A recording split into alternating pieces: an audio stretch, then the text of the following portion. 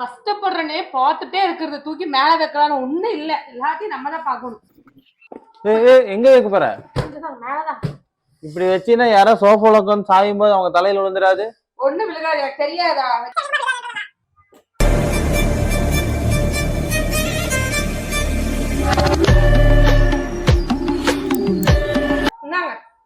Coffee இருக்கட்டும், கொஞ்ச நேரம் உட்காரு. எவ்வளவு வேலைதான் நீ செய்வ?